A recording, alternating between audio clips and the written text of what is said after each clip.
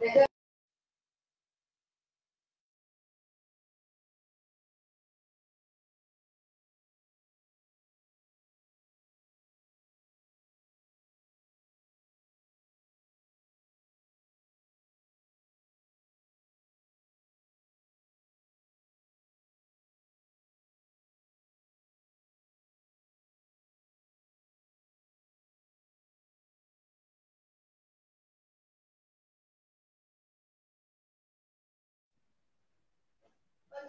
saka ka makakapagsalita.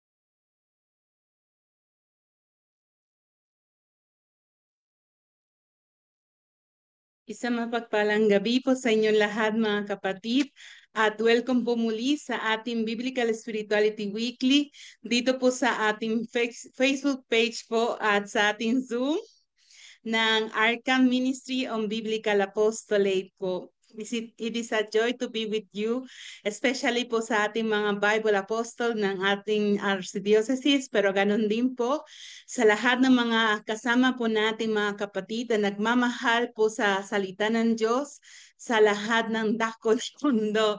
Meron po kanina nag-encounter po ako isang pari, taga Bacolod. Imagine, siya din sumusubaybay po sa ating Biblical Spirituality Weekly every Tuesday. So salamat po sa Diyos at sa lahat ng mga kapatid na sama-sama po sa ating Ministry on Biblical Apostolate ng Arkham na magninilay, nagmamahal sa salita ng Diyos at katulad po na lagi sinasabi po ni Father Ado, ang ating director ay sama-sama po tayo magpahinga no, sa salita ng Diyos. Kaya today po we welcome po ang napakasipag na parish ng, hindi lang parish, ng Archdiocesan Shrine ng Santo Niño de Tondo. Sila po ang ating pong volunteers po ngayon. At ang ating pong gagawin, as usual po mga kapatid, ay ang ating pong recap po ng ating pong last lesson po natin or last reflection po natin last week po. So, ang ibabahagi po sa atin ng summary of the last week's reflection po ay si Sister Eden Templo Nuevo po. Sister Eden po, good evening po.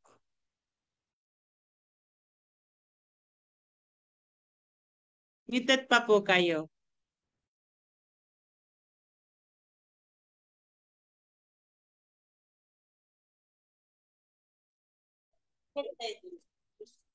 Magandang gabi po sa lahat. Gabi po sa mga Bible Apostles. Sir Lacey, magandang gabi po, Father Aldo.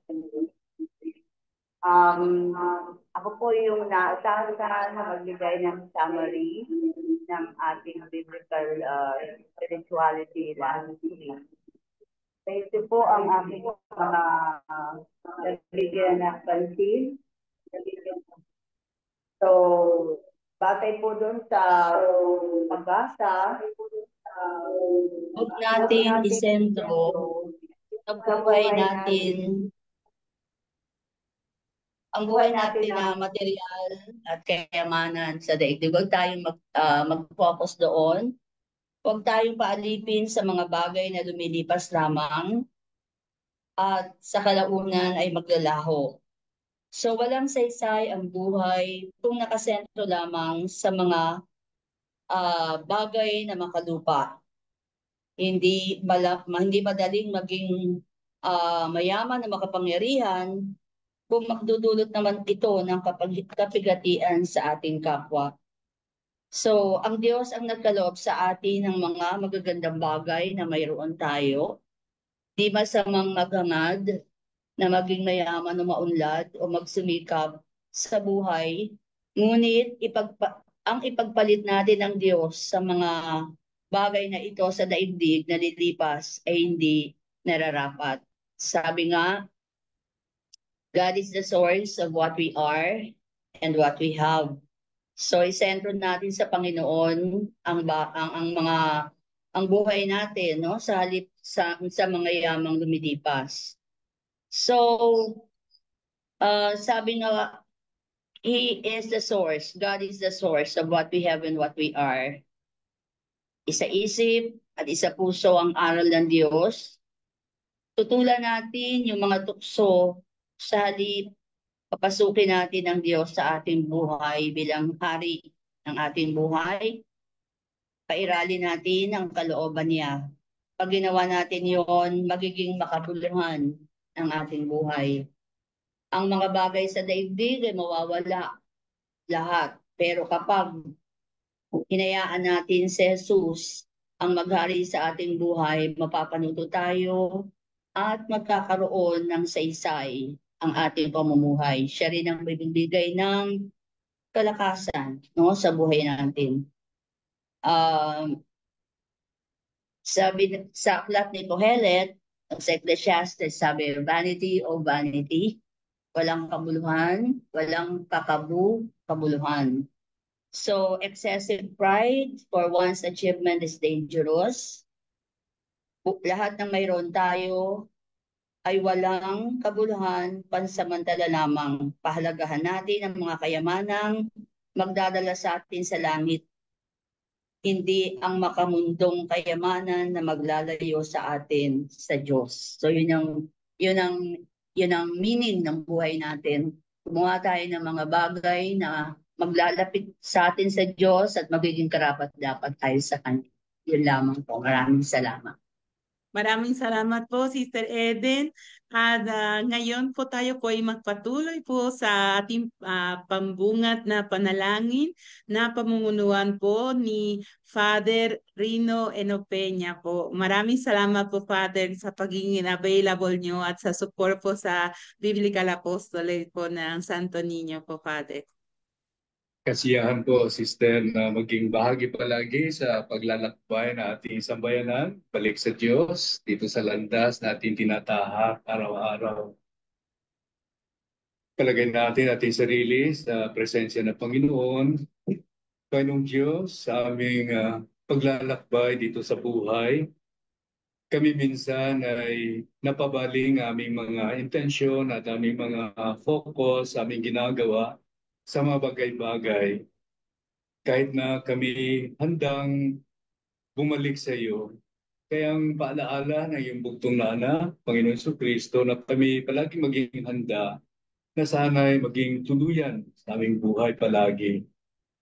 At sa gayon, namin maginagampanan, namin matinutugunan sa araw-araw, na minsan mapalayo ang isipan namin, ay maging instrumento pa rin para sa aming kagalingan bilang yung mga anak.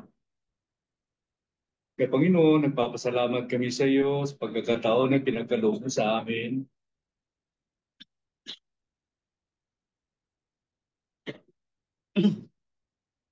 At sa lahat ng ito, kami nagdiriwang at nagpapasalamat sa ngalan ng Panginoon Jesucristo na nabubuhay at naghahari magpakailanman. Amen.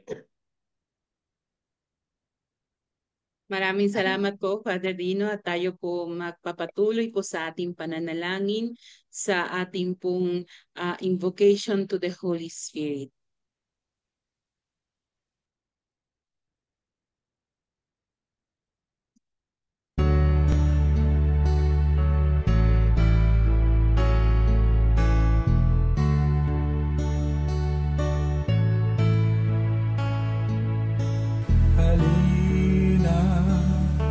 Espiritu Santo, kinakailangan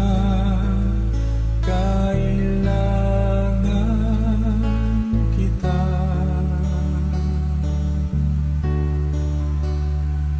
Sigla at lakas ng mahina,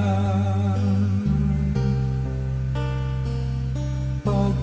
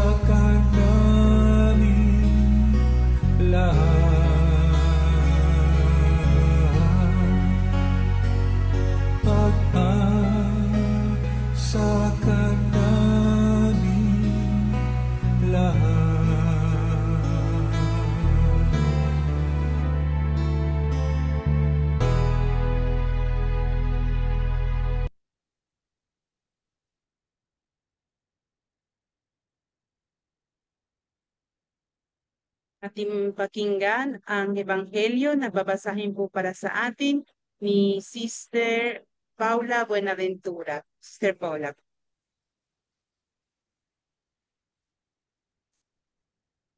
Mabuting balita ng Panginoon ayon kay San Lucas. Papuri sa iyo, Panginoon.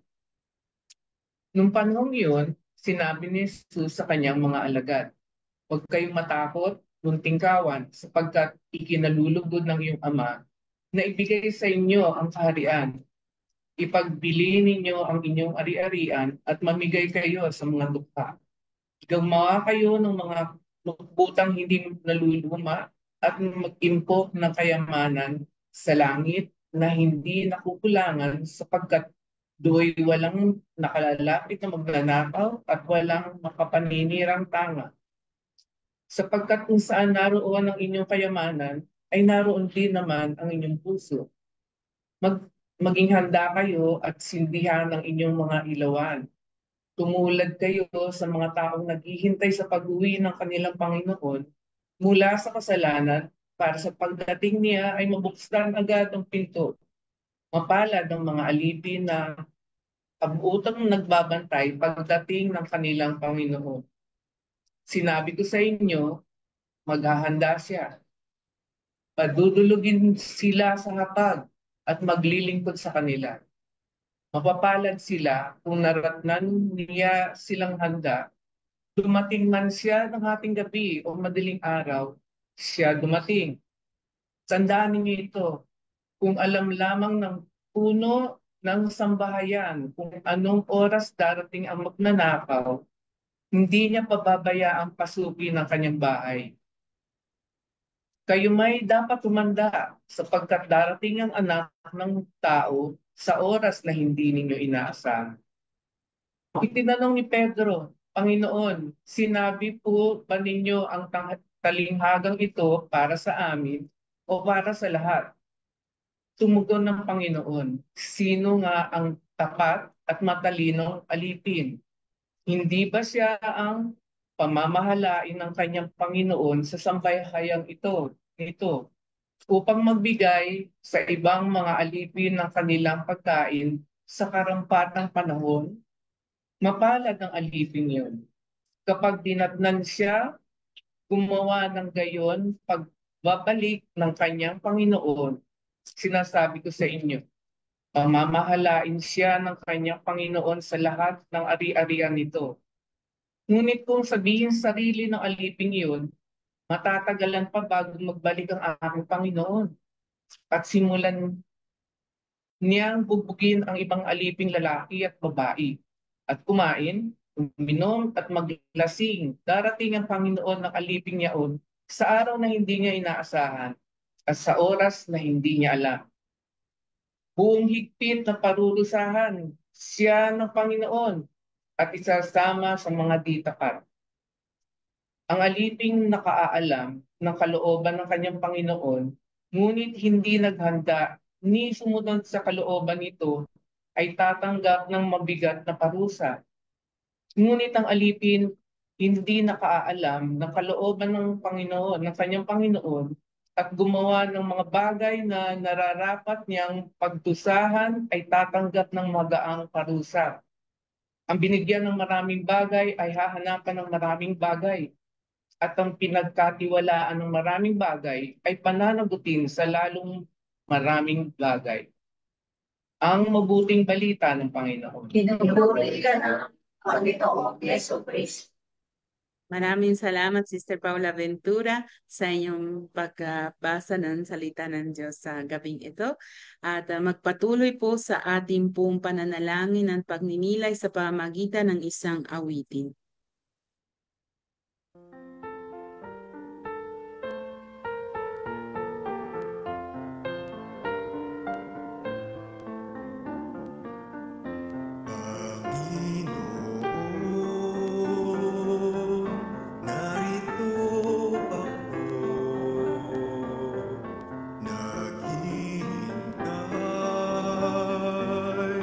Sa utos mo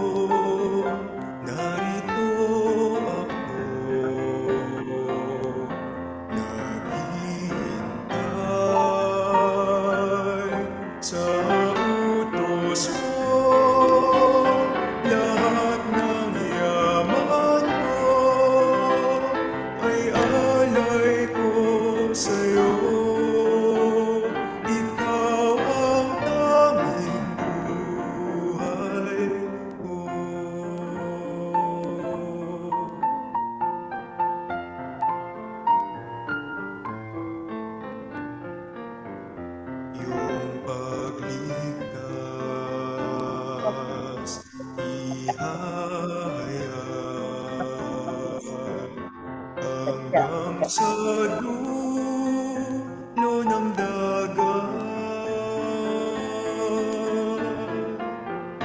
Pagtulong mo, puso'y dalisay, aking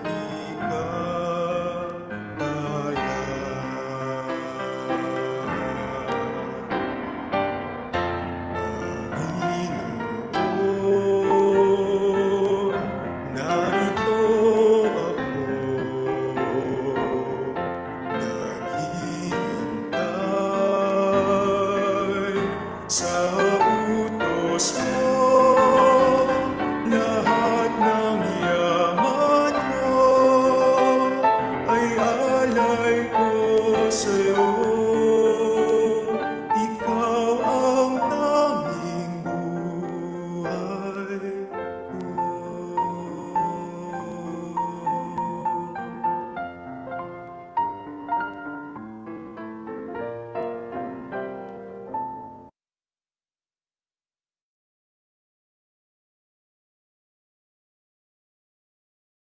Ngayon, tayo po ay makikinig po sa ating dalawang shares po. Ang unang po mag-share para sa ating ay walang iba kundi si Brother Eloy Ayala.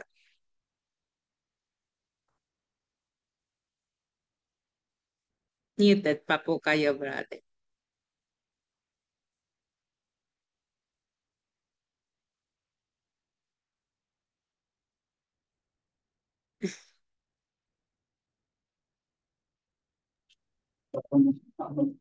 Okay na po.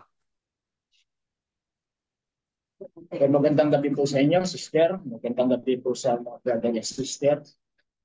Ang ebanghelyo po natin ngayon ay tungkol po dito sa pagdating ng Panginoon at tungkol sa kayamanan na na-input natin dito sa ibabaw ng lupa. Ayon sa ebanghelyo, sabi niya gano'n ng Panginoon, huwag matakot sa mumunting pawan. Maliit lamang ang simbahan noon.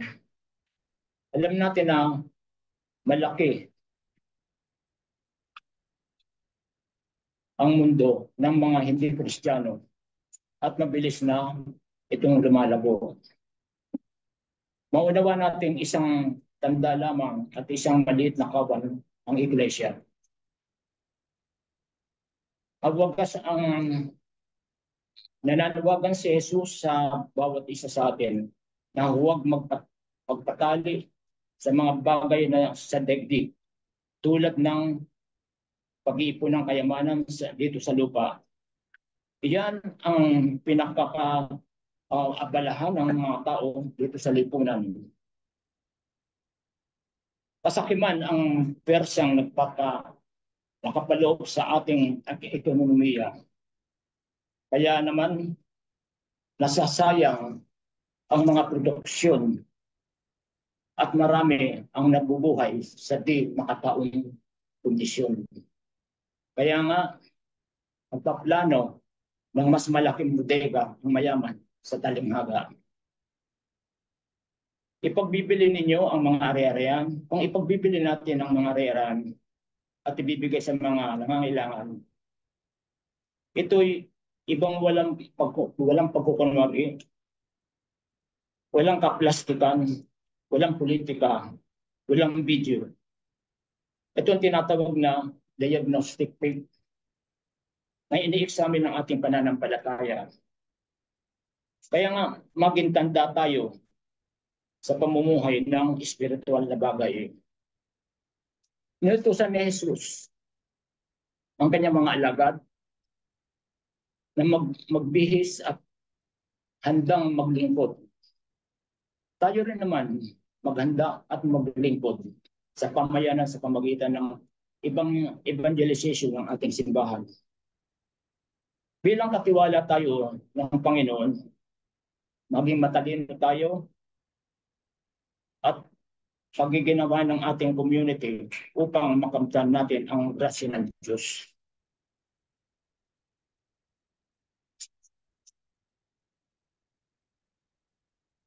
Pinalawak ni Jesus ang talinghaga ng katulong na naghihintay sa pagdating ng kanyang amo.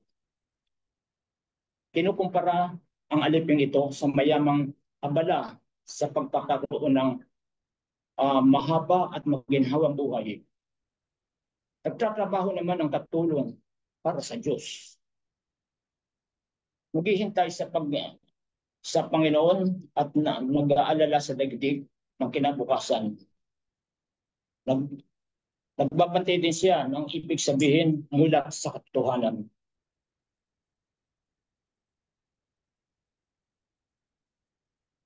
Kung manantiling tayong nagsisilbi sa Diyos, parang di natin maabot ang isang yugto ng itong buhay spiritual. Parang walang pinagkakabalahan ng Diyos kung hindi ang pagregalo at pagpipiyesa sa atin. Kaya nga maging gising para humanga, magalaw at madiskubre ang presensya ng Diyos at ang kanyang mga biyayang tumatangalaw sa ating buhay. Amen. Maraming salamat po, Brother Eloy. At ang second sharer po natin ay si Sister Tess Mirano po. Magandang gabi po sa lahat, Sister Lacey, at sa lahat ng nakikinig po. Nais ko pong maibahagi naman yung aking share para sa binasa nating Ebanghelyo. Para ibinibigay dito yung diin ng pananampalataya at ang kahandaan ng bawat isa sa atin. Ito po ay naranasan ko noong mga panahon ng pandemic kasi doon ko nakita yung kahalagahan ng pagtulong ng Diyos. Yung nawala ka minsan nakakala mo ay ang buhay mo ay hindi mo alam kung hanggang saan.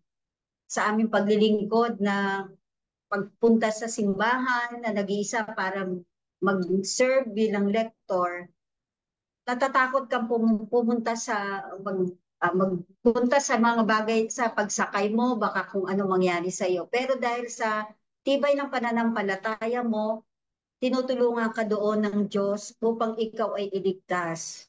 At maging mayroon man tayong takot o pagkabalisa, dapat nating isipin na sa ating pananampalataya at kapag malalim ang pananampalataya natin sa Diyos, doon tayo nagiging malakas at napapaghandaan natin yung mga bagay na makalangit. Yun lang po. Maraming salamat po. Maraming salamat po, Sister Tess. At ngayon po tayo po ay makikinig at magpapatuloy po sa ating pong pagninilay ng ating pong today's reflection and exposition. Ang ating pong director po ay sumusubaybay po siya sa Facebook po. Nagbati na po siya sa mga Bible Apostles po, kaya sa mga comment section makikita nyo na si Father Ado, kahit po wala po sa Zoom meeting, andun po siya sa Facebook po. At nagpadala po siya yung kanyang exposition. So all together po manonood po tayo, makikinig po sa mga gusto po iparating ng Panginoon sa atin sa pamamagitan ng ating third sharer po, si Father Ado.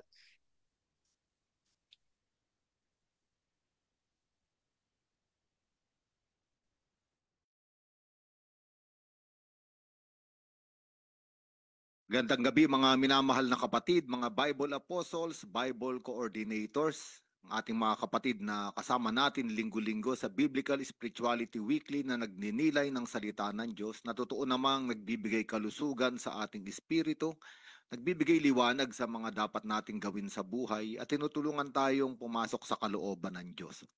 Ngayong gabi pinagninilayan natin itong Ebanghelyo sa darating na linggo, ang ikalabing-siyam na linggo sa pangkaraniwang panahon.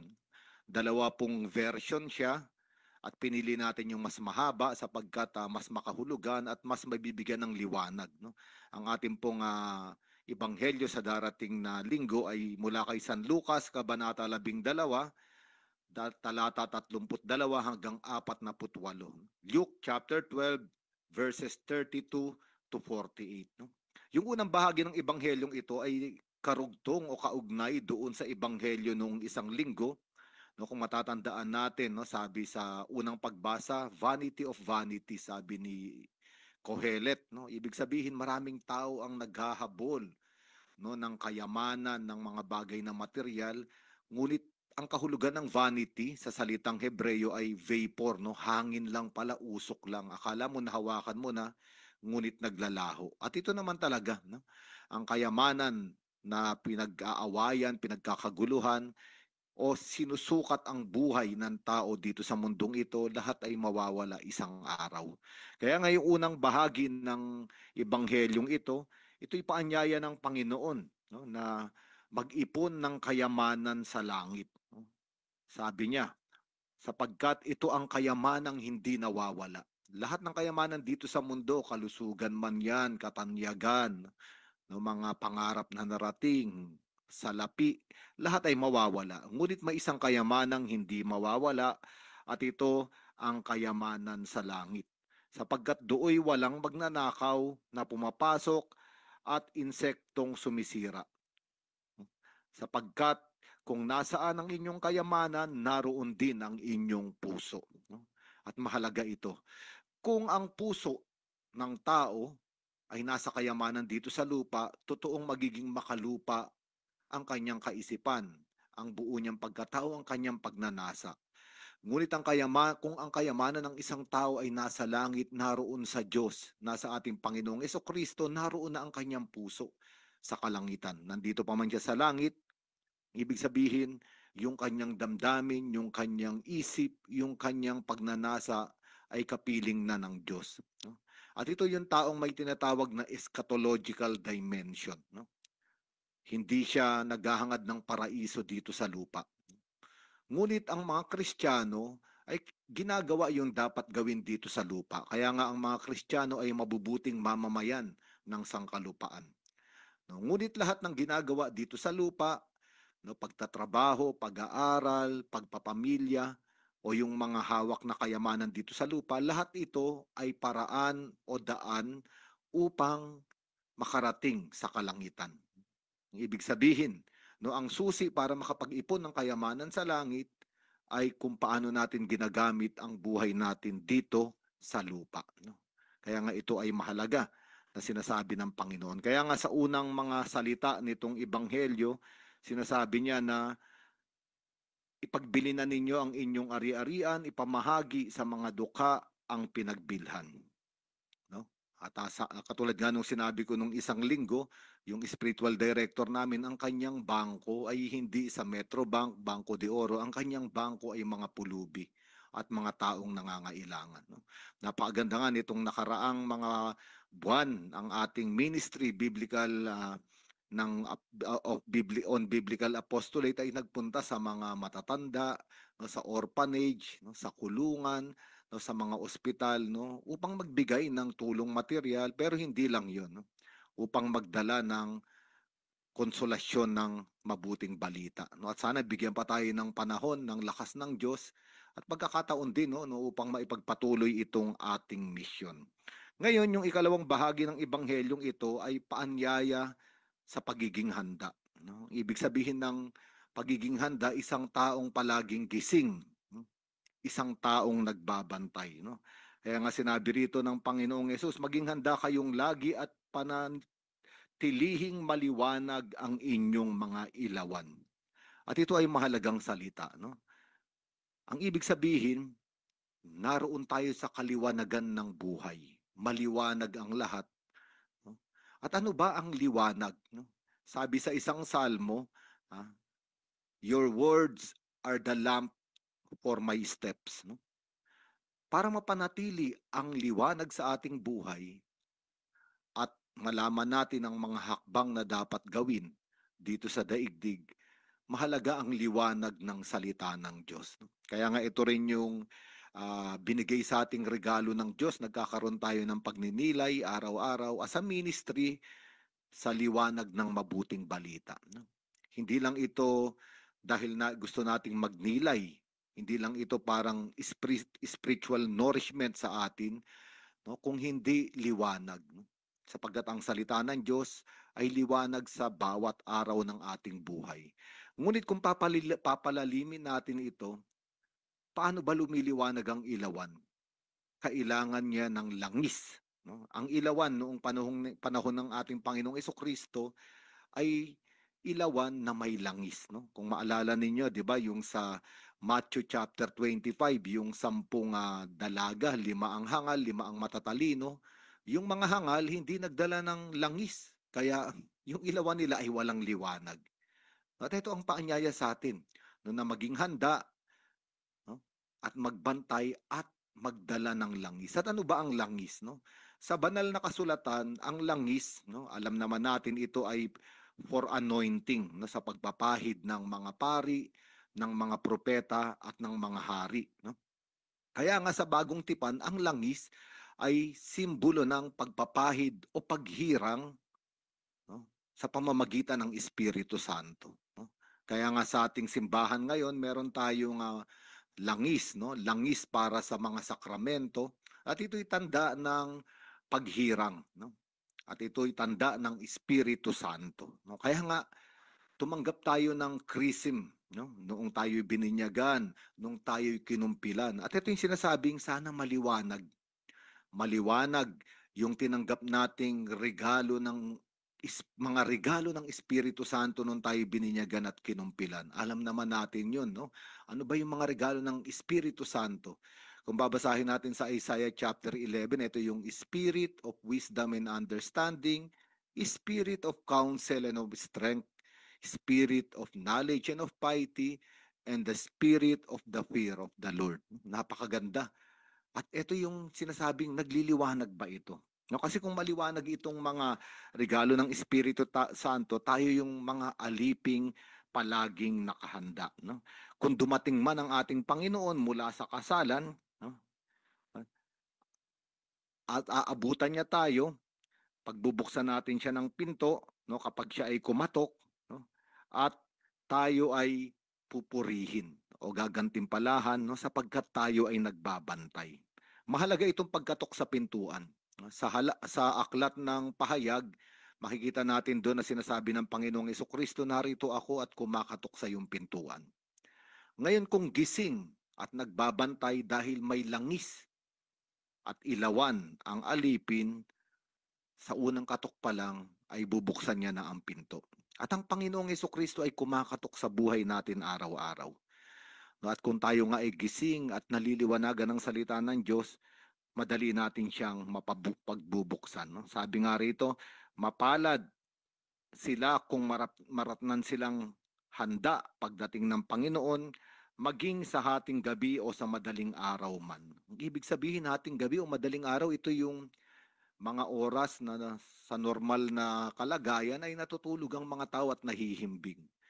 Ngunit ang isang Kristiyano, kailanman ay hindi natutulog o nahihimbing.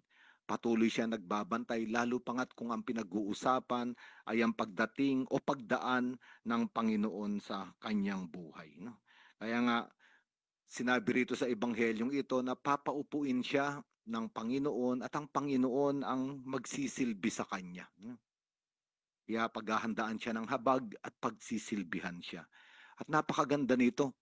No, minsan, ang madalas nating isipin, tayo ang naglilingkod sa Panginoon. At totoo naman, hindi masama iyon.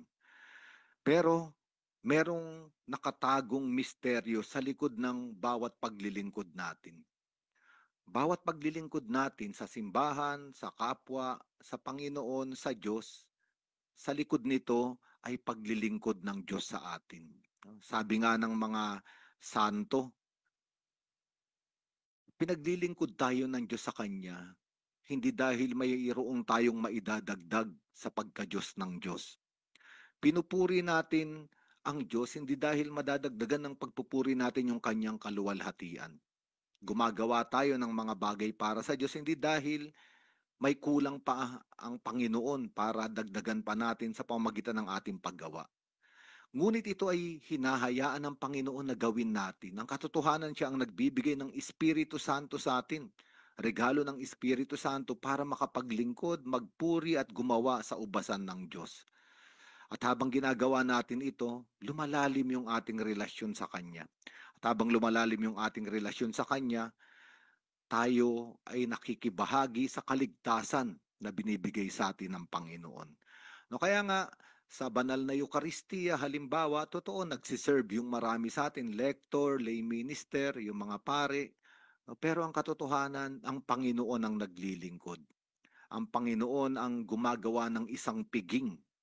Ang Panginoon ang lumilikha ng isang pagdiriwang. No, ang ibig sabihin nitong ebanghelyong ito, na nais tayong dalin ng ating Panginoon sa isang pagdiriwang. At ang tanging papasok sa mga pagdiriwang ay yung mga taong gising at nagbabantay. No? Kaya sabi ng ating Panginoong Jesucristo, no? Kung alam lamang ng may-ari ng bahay kung anong oras darating ang magnanakaw, hindi niya papabayaang makapasok ito. Kayo man ay dapat na humanda sapagkat darating ang anak ng tao sa oras na hindi ninyo nalalaman. At ito ay isang mahalagang paalaala at isang napakagandang salita ng Diyos. No? Kailanman na hindi natin pwedeng i-schedule ang pagdating ng Panginoon sa ating buhay. Siya ang magdidesisyon, siya ang nakakaalam. Katulad nga nung ebanghelyo nung isang linggo, no, akala nung tao pwede na siyang mag-enjoy, no, maghayahay na lang sa buhay. Pero nung gabi na iniisip niya na kung anong kaligayahan ang gagawin niya sa kanyang buhay, doon dumating yung Panginoon at kinuha ang kanyang kaluluwa. No? Kaya nga, ang isang taong nagbabantay, ang isang taong naghahanda, no, ay kailanman ay hindi natatakot sa pagdating ng Panginoon. Kahit hindi niya alam kung anong oras iyon. No? At binigyan pa ito ng diin nung huling bahagi ng ebanghelyo ngayon. Dahil dito nagtanong si Pedro, Panginoon, sinasabi po ba ninyo ang talinghagang ito para sa amin o para sa lahat? Sumagot ang Panginoon, sino ba ang tapat at matalinong katiwala? No? At mahalaga ito.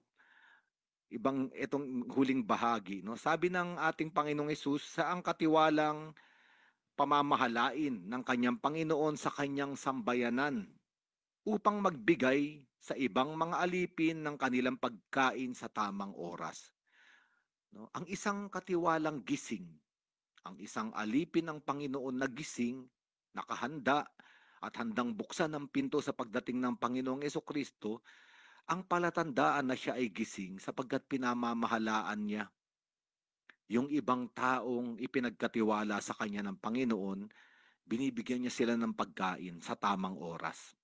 Ito pala ang palatandaan na tayo ay nagbabantay at gising. Hindi daw natin ginugutom yung ibang tao. At malalim itong sinasabi ng ating Panginoong Hesukristo dito.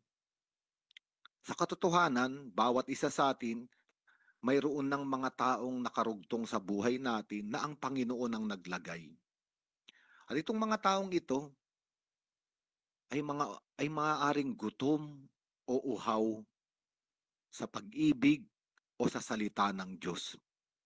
At dahil tayo ay katiwala ng ating Panginoong Jesucristo, dapat daw ay may mata tayo na makita kung sino yung nagugutom na, nauuhaw na sa pag-ibig at salita ng Diyos.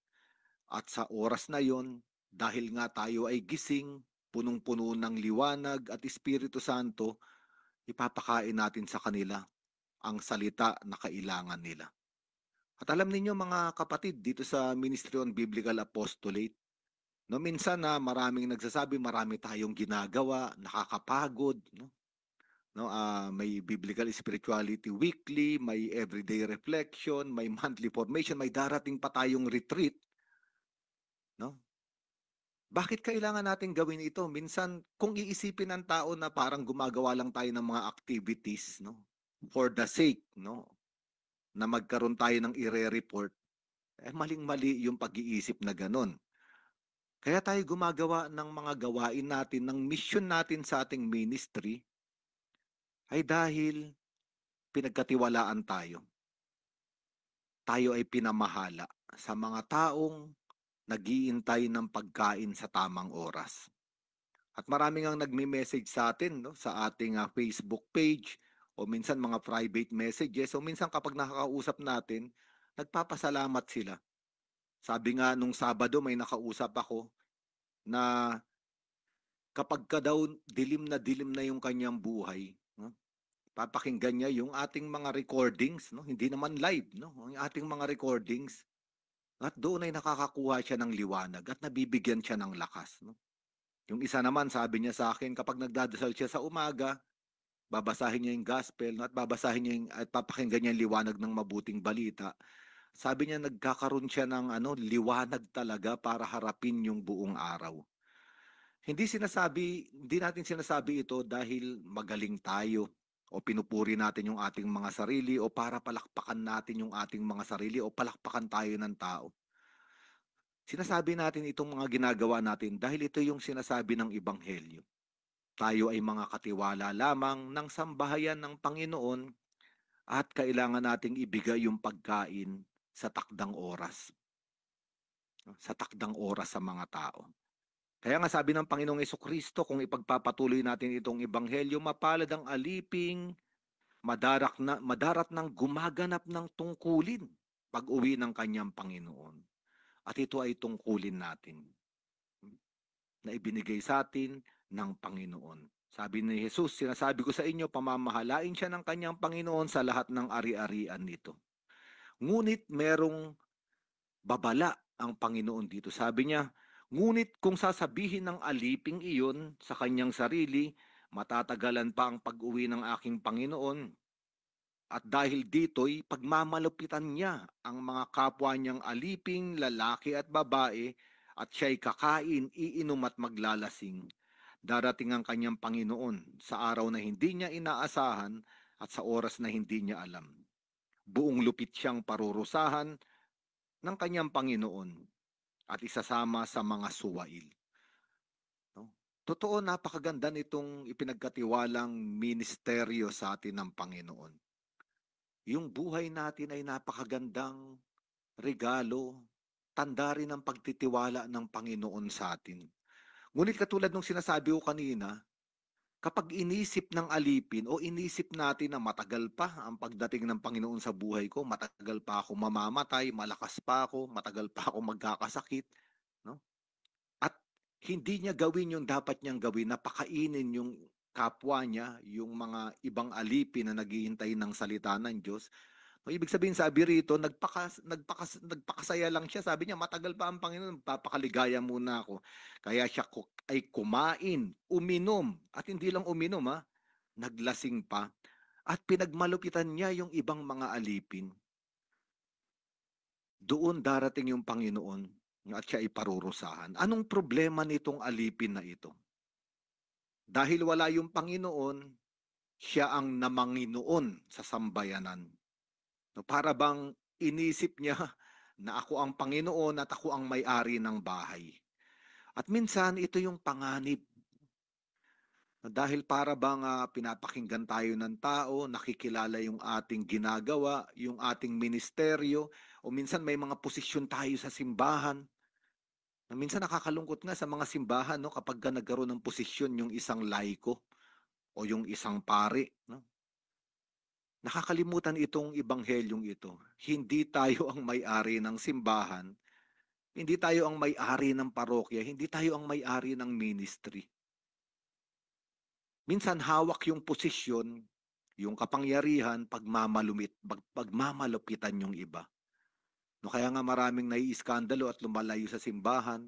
Ito rin yung malungkot, no, minsan sa ating mga ministry, no, hindi lang sa biblical ministry, sa iba't ibang ministry sa simbahan, no, merong maraming alam dahil marami ng karanasan, pero ginagamit niya 'yon, no, para ipakita na yung iba ay walang alam, na siya ay mas magaling. No, kaya nga sabi rito, pinagmamalupitan niya. At habang nag-i-enjoy siya, yung privileges, perks ng posisyon, siya ay kumain, uminom at naglasing. Itong salitang paglalasing ay mahalaga ito sapagkat ang kalasingan ay hindi lamang kalasingan sa alkohol o sa alak. Ang kalasingan ay maaari ring mangyari kapag ikaw ay nalasing sa kapangyarihan at naniwala ka na ikaw ang may-ari ng sambayanan, ng sambahayan, ng simbahan, ng ministry. At ito ay paalala sa ating lahat. Sapagkat tayo ay nanditong lahat dahil pinagkatiwala lang sa atin ng Panginoon. No? Kaya nga sabi sa huling bahagi ng ebanghelyong ito, yung aliping alam yung kalooban ng Panginoon at hindi niya ginawa, mas mabigat yung kanyang parusa. Yung alipin na hindi naman alam yung kalooban ng Panginoon, hindi niya nagawa, mas magaan yung kanyang parusa. At mahalaga yung sinabi ng Panginoon dito. Ang binigyan ng maraming bagay ay hahanapan ng maraming bagay. At ang pinagkatiwalaan ng lalong maraming bagay ay pananagutin ng lalong maraming bagay. Kaya nga ang bawat posisyon, ang bawat gawain, ang pagiging pari, ang pagiging reliyoso, ang pagiging minister, ang pagiging ama, ang pagiging ina, ang pagiging kapatid, lahat ito ay regalo ng Panginoon. Ito ay mga regalo sa atin. Ngunit kung hindi natin ito gagamitin ng maayos at gagamitin natin ito para mamanginoon sa iba, totoo, sinasabi ng Panginoong Jesucristo, mas malaki ang ating pananagutan. Kaya nga ang bawat regalo na nasa ating mga kamay o nasa ating buhay ngayon ay narito o nariyan, no? Hindi para gamitin natin at lasingin ang ating mga sarili na tayo ang magaling, na tayo ang pinakamataas, na tayo ang pinakatanyag, at yung iba ay mabababa. At sila ay ating pagmamalupitan, liliitin, hahamakin. Ito yung sinasabi ng Ebanghelyong ito. Hindi iyon. No? Tayo ay tinawag ng Panginoon sa simbahan, sa ministering ito, no, para magdala ng liwanag at para bigyan ng pagkain ng salita ng Diyos, ng konsolasyon ng Espiritu Santo, ng pagtuturo ang ating mga kapatid sa takdang oras. No? Kaya nga, ngayon marami pa tayong gagawin. May mga Biblical Spirituality Weekly pa tayo sa mga darating na linggo. Pero higit sa lahat, naghahanda tayo sa ating annual Biblical Retreat. No? At ito ay isang paraan, no, para tumanggap tayo ng Espiritu Santo, ng liwanag, no? Para pagliwanagin muli, no, yung ating mga ilawan. At totoong tulungan tayo na manatiling gising, manatiling nagbabantay, nakahanda sa tuwing kakatok ang Panginoon sa ating buhay. Ngayon, tayo na ay magtataas ng ating mga panalangin. Kung sino yung mga nais manalangin, mag-unmute kayo sa Zoom, at tayong lahat ay tutugon sa inyong panalangin.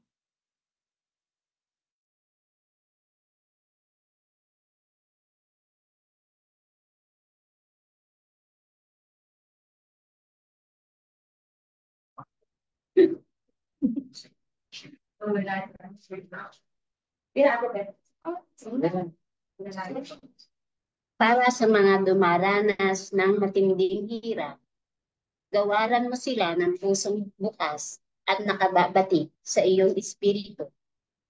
Pukawin mo ang puso ng mga taong nakakasalamuha nila upang madulutan ng tulong at kalinga silang mga naghihikahos. Manalangin tayo.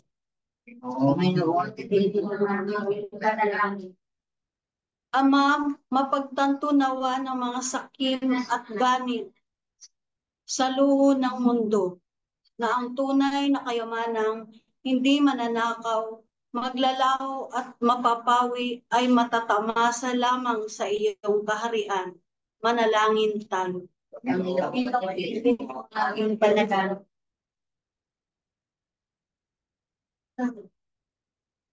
Panginoon, isinasamo namin sa iyo ang aming mga kabataan. Naway hipuin mo sila at tawagin mo sila sa bokasyon ng pagpapari, mga pag-religyoso at pagmamadre. At gayon din yung aming mga kaparian. Naway bigyan mo sila ng lakas upang sa gayon ay mapaglingkuran nila kanilang sambayanan na nasasakupan. Manalangin tayo. Panginoon, dinggin mo ang Amen. Panalangin.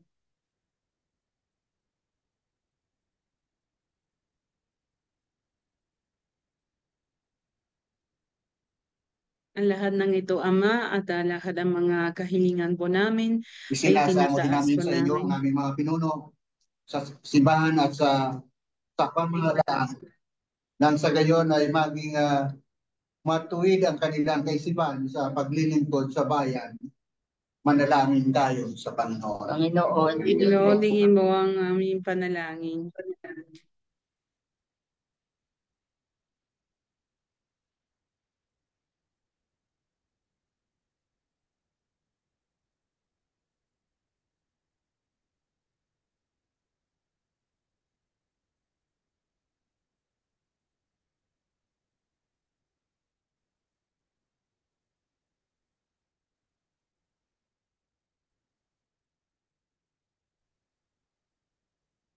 Okay na po, Sister. Okay po. Sige po.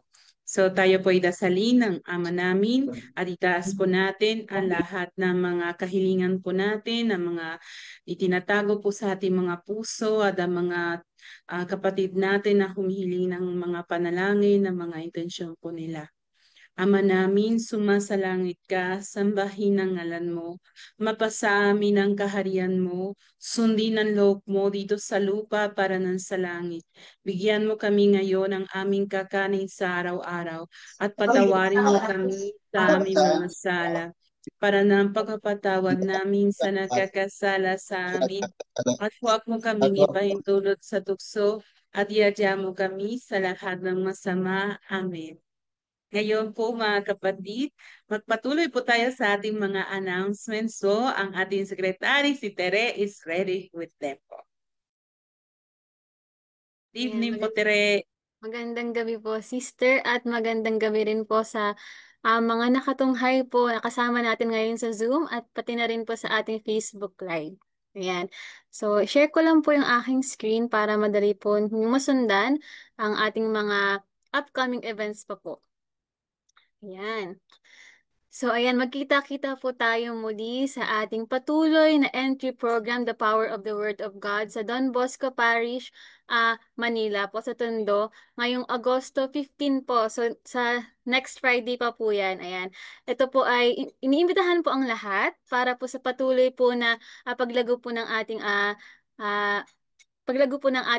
pananampalataya. Ayan. Para po sa mga nais pong sumama, at para po sa may iba pang mga katanungan, maaari niyo pong i-message po ang ating coordinator na mula po sa Santo Niño de Tondo Parish. Ayan, si Ate Christy de la Cruz. Ayan. So, para rin po sa iba, kung hindi niyo man po siya ma-message, pwede rin po ako, i-message na lang po ako, o kaya sa ating Facebook page para po sa mga interesado po na sumama. And ayan, ito na po ang inaabangan ng lahat. So matagal na po natin itong pinaghahandaan. Ang ating second annual biblical retreat po na gaganapin ngayong August 29 to 31. So 24 days na lang po bago po ang ating retreat sa St. Michael Retreat House sa Antipolo City. So ayan po, ang ating culminating Eucharistic Celebration presider po, walang iba po ang ating mga kasama, ang ating Cardinal Jose Advincula, ayan, Archbishop po ng Manila. So katulad po last year, siya po ay ating makakasama rin po muli ngayong taon na ito at sana makasama rin po namin kayo at inyo pong mga kaibigan. So ang registration fee po ay 2,400. So maraming salamat po sa St. Michael dahil discounted po tayo muli. At para naman po sa mga students po, ayan, meron po tayong registration fee na 1,000 pesos na lang po. So sobrang discounted na po yan. Kaya wag na po sana kayong magpa-delay pa, magpatumpik-tumpik pa, i-message na po kami o kaya mag-register na po kayo sa ating registration link na makikita po sa ating Facebook page. So nakapin na po yan sa pinakataas. I-click nyo lang po yung registration link doon and ayun po, ilagay nyo na po yung inyong details para malaman na po namin kung gaano po karami po yung ating makakasama. Pero tandaan niyo po na ito ay limited slots. So mas maaga po na makapag-register po kayo ay mas mabuti po. Ayan. So, ayan. At dahil patuloy po tayong atin pong nais na ipalaganap ang salita ng Diyos, paki-like po at paki-subscribe po ang ating Facebook page at ang ating YouTube channel at maaari po na paki-share ang ating mga posts, lalong-lalo na po ang mga reflections po na sinesend po natin every day. Ang liwanag ng mabuting balita na katulad po ng sinabi ni Father Ado kanina, marami pong natutulungan. So ang aking mga kaibigan, mga kapatid at mga kapamilya, marami pong nakukuha pong insights, and maganda po na magsimula po ang ating araw na nagninilay po ng salita ng Diyos. Ayan, so yan po ating Facebook page. At call for volunteers. So tuloy-tuloy po rin po ang ating lingguhan, ang ating every Tuesday night na Biblical Spirituality Weekly. So meron na po tayong naka-line up for the month of August. So kung meron po mga interesado, meron pa po tayo, ayan, tuloy-tuloy po tayo hanggang sa susunod po na buwan. Pero sa September na po ang ating open po na mga na dates para po sa mga volunteers na gusto po na makasama po, makapagsalita, makapag-share po ng kanilang buhay, ng kanilang refleksyon at magbasa man po ng ating ebanghelyo. So, i-message nyo lang po si Kuya Andrew Cruz. Yan, Roland Andrew Cruz. Ayun lang po, sister. Baka meron po kayong additional announcements po. Wala naman po ang additional pero well, dalawa pong bagay lang. Gusto ko po sana magpasalamat sa lahat ng mga nagsusuporta po sa ating pong prison Bible mission sa mga prisons po. At maraming salamat sa lahat ng mga especially sa Family Disciples of the Word, kay Ate Dayday po at syempre sa PJPS, kay Ate Mels, kay Tita Selly, at sa lahat, especially din po kay Father Bong Aguilionay, kay Father Siegfried Arellano po na sila po ay sumusuporta po din sa itong apostolate po natin lahat. Kaya po gusto ko po sana humingi ng inyong mga panalangin para sa ating mga kapatid na PDLs, no, na persons deprived of liberty, no, kasi iba-iba po yung kanilang kalagayan, kanya-kanya yung mga sitwasyon po na mabigat talaga po sa kanila. Kailangan po natin silang tulungan. Sabi po ni Father Ado kanina, no, na sa atin po yung liwanag po. Kung tayo po ay binigyan ng Panginoon itong blessing, kailangan nating ibahagi ng buong puso sa mga tao. Kaya ipanalangin po natin mga kapatid. At second po, Thanksgiving also sa ating mga kapatid na kahit po sa ibang bansa, alam nila kung sino sila. At kahit po sa malayo at tumutulong po sa ating ministry, nagpapadala po sila ng donation nila. At alam po namin din na you are praying for us. So maraming salamat po sa inyong lahat.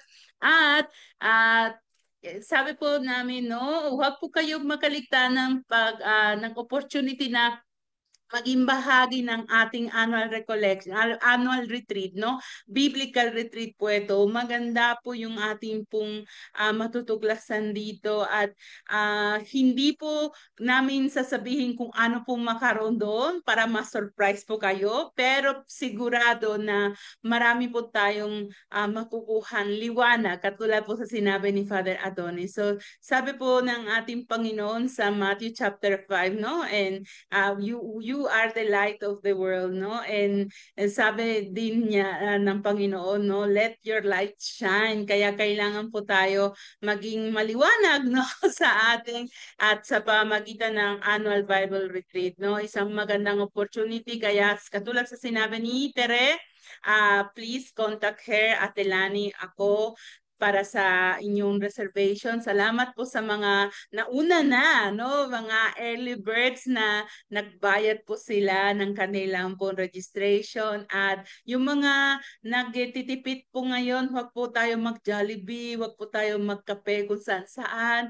Tipid natin, no, ay ano natin yung mga pwede natin gawin para magkaroon po tayo ng itong encounter with the Word of God in a much more personal way po sa ating retreat. Kaya sabi po ni Father Adonis last year, no, minsan tinitingnan po tayo ng ating 1,000 na bill. Sabi, ay, wag ako, no? Pero sabi ng Panginoon, ibigay mo na sa aking anak, no? So, ibig sabihin na yung 2,400 hindi po para sa ating sa ministry natin, kundi para sa inyo mismo, no? Isang pagkakataon para kayo mismo ay ma-enjoy ang kagandahan ng isang encounter with the Word of God and isang pong magandang retreat, no? Isang pahinga sa ating napaka-busy buhay, no? So, yun lang po mga kapatid. At maraming salamat, Teresita, at sa lahat ng mga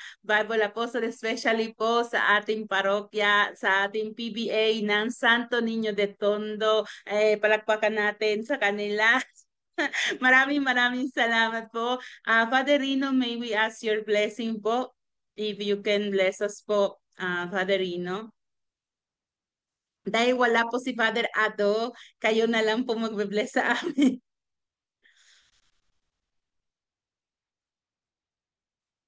Panginoon na naglikha ng langit at lupa, sumainyo ang Panginoon At suriin. At sumayo rin.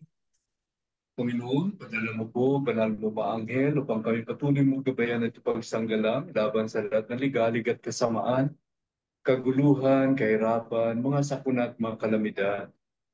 Pagkaluban mo rin kami ng maayos na kalusugan sa darating na mga araw, mga taon at mga panahon, sa aming pagsumikap na makapaglingkod sa iyo, sa aming paglilingkod sa isa't isa. Sa ngalan ni Kristo na aming Panginoon, Amen. pagpalain tayo ng makapangyarihang Amen. Diyos, Ama at Anak at Espiritu Santo. Amen. Good night, everyone. Amen. Maraming magandang gabi po.